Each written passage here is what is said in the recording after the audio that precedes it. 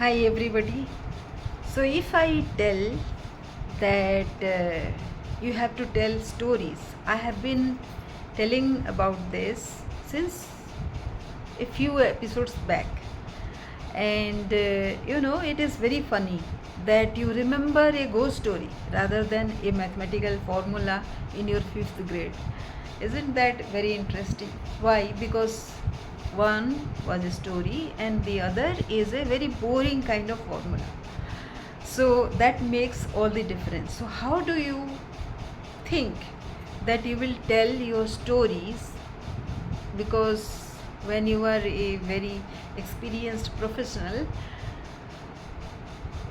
and all your things are not stories, but how you navigated all those challenges that you faced in the first place and you arrived at your success is all that matters, right? And for that you have to tell story. Maybe you can be a little speculative also. Speculative in the sense that there is something called intuition, and your gut feeling is what has been guiding you. What do you do when you are in desperation? Like you would like to have some kind of grounding or some kind of guidance from somewhere, and it is not forthcoming other than your own self. So your gut is saying, guiding you to do this, do that. So that is the basis. So as a mid-career professional, you have ideas, expertise, insights, but people are listening to you when you say, you tell about your stories. So that is the goal. The psychology behind why people say yes, the 4-step influence formula for workplace success, the secret sauce of storytelling and emotional appeal, and how to handle pushback like a pro. So why do some ideas get accepted while others get ignored? Logic is alone doesn't convince. People say yes when they feel understood, not when bombarded with data. So how do people understand? A story will help, right? You understand that? People resist change unless they see a clear personal benefit. So your story has to have that benefit aspect also. On clear communication, if you can't explain your idea simply and impactfully, it won't click. So truth, the most successful professionals aren't just smart, they know how to influence. Challenge is, think of a recent idea or suggestion you made that was rejected or ignored. What went wrong?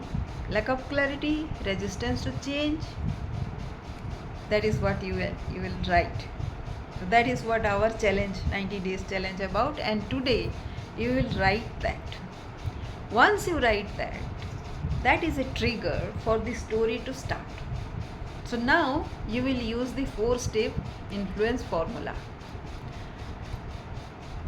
First, connect emotionally. Speak to their pain point, goals and values. Second is show the stakes. What happens if they ignore your idea?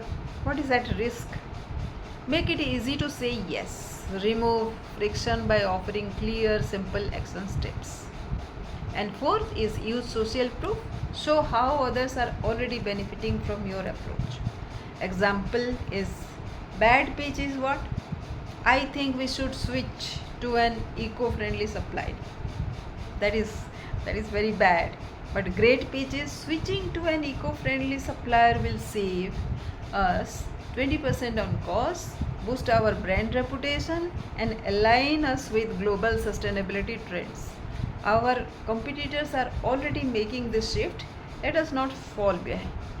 Action step, rework an idea you want to pitch using the 4-step influence formula. Write that down. So if in future you are going to have your pitch, then you have to use this 4-point influence formula. Step 3, The secret sauce: storytelling and emotional appeal. Facts inform, but stories inspire action. If you want to be truly influential, master storytelling. Example: instead of saying this new project management tool will improve efficiency, try saying that last quarter we missed 3 deadlines because of poor tracking. Imagine a system where you get real-time updates and never scramble at the last minute. That is what this tool will do for us. That is what your pitch will be. The stakes are clear and everybody will be benefiting. The challenge will be: take a data heavy idea you have shared before. How can you turn it into a story? That is the challenge.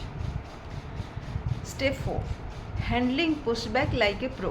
Even great ideas face resistance. Here is how to handle it. Objection: we have always done it this way. Response: that's true, but sticking to the old way caused us some challenge. You can say, here is how the change solves that. Objection: that sounds risky. Now, response is, I understand the concern. That is why I have outlined a low risk pilot phase to test it before full implementation. So, final action is, think of one big idea you need support for. Use today's influence strategies and reframe how you will pitch it. Influence is your superpower. Master it and your career growth becomes effortless. So, what do you think about this? Comment below this video. And also, I am going to launch a 3 hours workshop on how to get a job, get a better job, and get recognized at workplace using 3 secrets.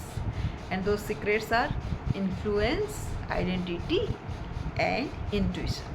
Would you be interested in attending that workshop? Do please let me know. Waiting for your response and looking forward you to attend that workshop. Thank you for watching.